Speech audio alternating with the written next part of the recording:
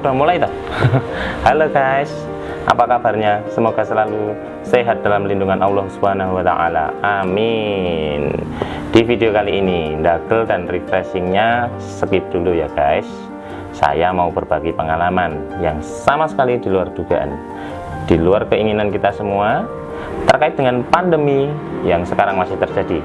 Apa kira-kira? Coba tebak.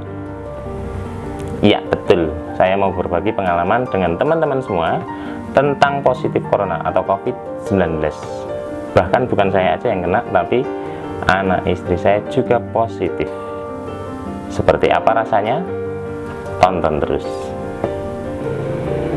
Yang pertama, gejala awal. Ngomongin soal gejala awal, mungkin bisa dikategorikan tidak mengalami gejala awal seperti yang banyak beredar informasi, seperti demam di atas 37, batuk, pilek, itu sama sekali saya nggak ngalami. Jadi mungkin bisa dikatakan OTG, orang tanpa gejala. Jadi awalnya itu kami sekeluarga baru pulang dari bepergian ke suatu tempat. Terus kemudian, nah satu hari setelah di rumah, anak saya yang kecil itu badannya anget. Saya sih nggak sempat cek suhu tubuhnya pada waktu itu, cuman saya kasih minum obat penurun panas itu 1 atau 2 kali minum malam itu, paginya sembuh. Kemudian setelah adik yang kecil sembuh, gantian kakaknya, anak saya yang gede itu sempat anget juga badannya. Lagi-lagi saya juga nggak sempat ngukur suhu tubuhnya pada waktu itu. 2 harian dikasih obat penurun panas, sembuh juga. Nah hari ketiganya kalau nggak salah ya, itu gantian saya, badan saya kok rasanya gergesi. Apa ya bahasa Indonesianya? Gergesi itu ya semacam masuk angin gitulah. Terus badan rasanya capek, pegel gitu. Terus kemudian saya kerokan, seret. cuman kok masuk anginnya berlanjut, hampir kurang lebih 1 minggu nggak sembuh-sembuh. Ya seperti orang sakit pada umumnya lah, makan nggak enak, hambar gitu ya. Cuman terus kemudian sempat 1 atau 2 malam saya tidur malam itu badan saya, punggung, terutama punggung ya, punggung tuh rasanya pegel sekali. Terus kemudian sampai 3 atau 4 hari itu indera penciuman saya hilang. Jadi nggak bisa bau apa-apa, kamar mandi juga nggak bau apa-apa, orang masak juga nggak bau gitu. Bahkan inhaler yang untuk orang tuh flu itu, saya pikir karena mungkin mampet, tapi nafas biasa. Saya masukkan inhaler itu, saya masukkan ke hidung, itu nggak terasa apa-apa, nggak terasa sama sekali. Padahal nggak mampet hidungnya, nafas juga biasa aja. Hanya sempat 2 atau 3 kali waktu sholat itu pas rukuk, itu nafasnya agak berat, hanya pas rukuk. Selebihnya sih biasa aja. Cuma sampai di sini saya belum ngeh kalau itu mungkin jadi tanda-tanda terjangkit virus COVID-19 atau corona. Belum kepikiran ke arah situ, karena yang masuk angin hanya saya. Anak dan istri sudah sehat, selama saya masuk angin itu sehat, kontak erat sama saya juga sehat. Hingga pada akhirnya salah satu orang yang kontak erat dengan kami itu ngomong 2 atau 3 hari itu udah nggak bisa nyium bau apa-apa. Jadi sama seperti yang saya rasakan, cuman belum ngeh ya di situ itu gejala. Saya selama sakit itu juga saya cek suhu tubuh itu selalu di bawah 37. Khawatir nih di atas 37 saya mesti langsung wah pikirannya aneh-aneh mungkin ya, tapi saya udah pikirannya lost gitu. Cuman selama sakit itu memang di bawah 37, jadi nggak ada kepikiran ke arah kena COVID-19 gitu, enggak. Cuman hasilnya setelah saya periksa di puskesmas, cek darah itu hasilnya memang saya tipes, kena tipes, sakit tipes gitu ya. Tetapi ternyata istri saya minta untuk direpit sekalian, dan hasilnya reaktif. Begitu saya hasilnya reaktif, kami sekeluarga langsung disarankan untuk isolasi mandiri di rumah, sembari menunggu pengajuan dan menunggu jadwal untuk tes swab berikutnya. Nah, di sini terasa nggak enaknya isolasi mandiri, nggak bisa kemana-mana, terus kemudian kebutuhan apa-apa harus merepotkan orang lain. Dilalah lingkungan bagus, dapat lingkungan bagus di sekitar rumah kami, support baik moral dan logistik kebutuhan kami lah, itu kami bisa menjalani karantina sampai selesai dengan lancar gitu. Jadi selama sakit itu suhu tubuh saya itu di bawah 37. Wong pas pilkada itu saya lolos di apa, pakai pengukur suhu tubuh panitia TPS itu lolos di 35 berapa kok. Jadi pas itu udah agak sehat, cuman saya belum tes, belum kepikiran ke arah situ. Yang kedua, tertular di mana? Kalau tertular di mana, saya sendiri juga nggak tahu ya, namanya ketemu dengan orang banyak, kontak dengan pasien konfirmasi positif, sepertinya saya juga nggak. Bisa mungkin di jalan, pas keluar ketemu dengan OTG tadi, orang tanpa gejala yang sudah terpapar, dan dilalah kondisi badan saya pada waktu itu mungkin drop, capek, jadi lebih mudah masuk virus itu. Kemungkinan besar sih seperti itu, kemungkinan besarnya. Kalau pastinya nggak mungkin bisa tahu sih, kemungkinan besar seperti itu. Terus kemudian yang ketiga itu prosedur isolasi mandiri.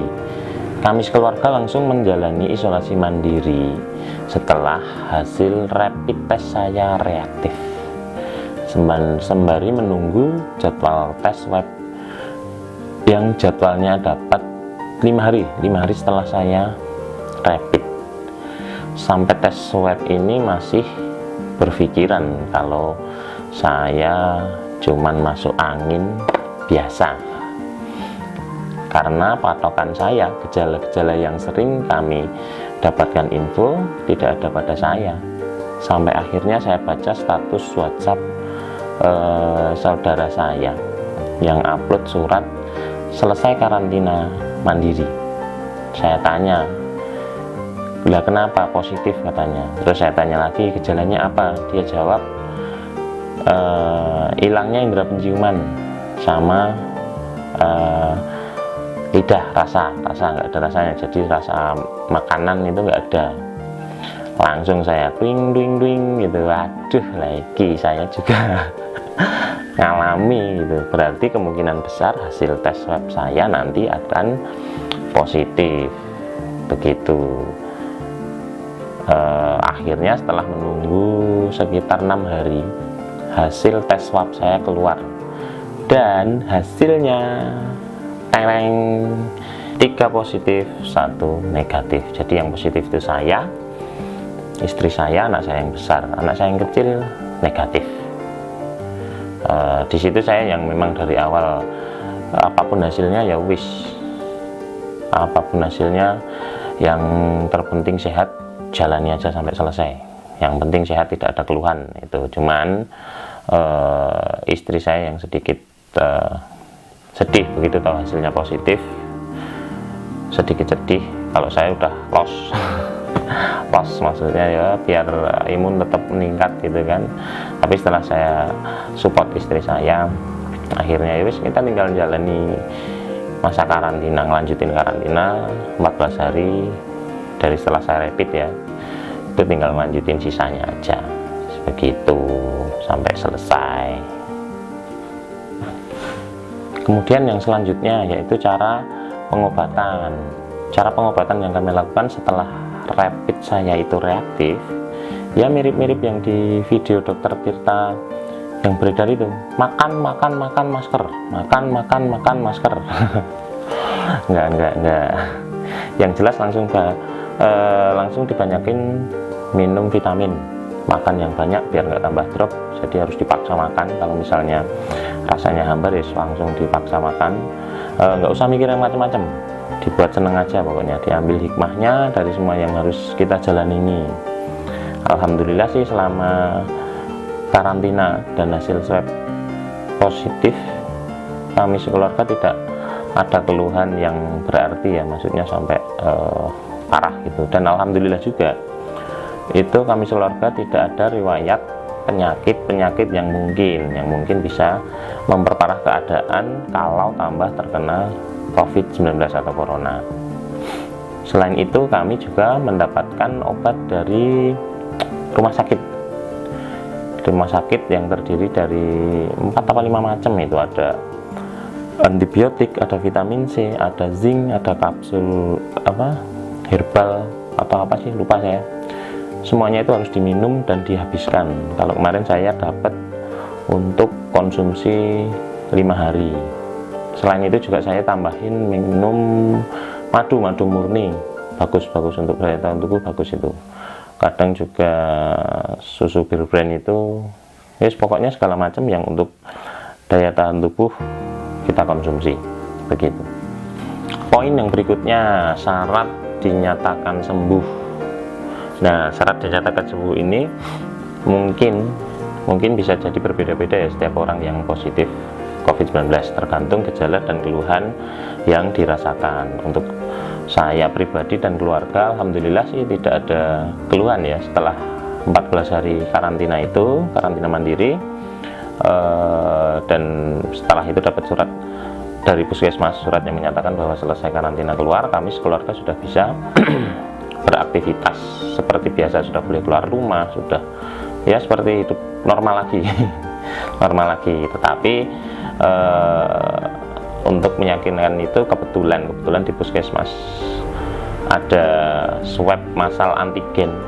Itu akhirnya kami sekeluarga ikut lagi itu, dan hasilnya alhamdulillah sudah negatif, begitu. Tapi ada beberapa yang cuman setelah dapat surat keluar itu ya sudah dinyatakan sembuh kalau tidak ada keluhan ya. Tapi kalau misalnya ada keluhan atau mungkin dirawat atau karantinanya mungkin di rumah sakit, ya masih dalam pantauan tim medis, bisa jadi beda-beda. Kemudian yang selanjutnya, kami mau mengajak kepada semua orang, yang menonton video ini untuk tetap mematuhi protokol kesehatan untuk melindungi diri kita sendiri dan orang-orang yang kita cintai. Apalagi jika mengalami gejala-gejala seperti yang saya sebutkan tadi, seperti batuk, flu, terus kemudian panas, atau yang seperti yang saya alami, hilangnya indera penciuman dan perasa. Kalau memungkinkan segera periksa meskipun kondisi badan sehat. Kalau tidak memungkinkan, bisa dicoba untuk mengurangi kontak fisik dengan banyak orang sampai kondisi keluhan tadi itu normal. Kemudian yang paling penting, jangan pernah mengucilkan orang yang terpapar COVID-19 atau corona. Berikan dukungan sepenuhnya kepada mereka untuk bisa segera kembali di masyarakat. Tidak usah takut, tidak usah panik yang berlebihan, atau bahkan membuat isu-isu yang menyudutkan si terpapar COVID-19 ini seolah-olah COVID-19 itu aib yang sangat memalukan. Jangan pernah. Yang selanjutnya dan yang terakhir, kami sekeluarga mau mengucapkan terima kasih kepada orang tua, saudara, dan semua teman-teman, tetangga, lingkungan yang sudah memberikan support kepada kami, sudah direpoti selama kami karantina yang tidak bisa kami sebutkan satu persatu. Semoga Allah Subhanahu wa Ta'ala membalas amal kebaikan kalian, amin. Semoga tayangan video ini bermanfaat untuk kalian semua. Terima kasih sudah menonton.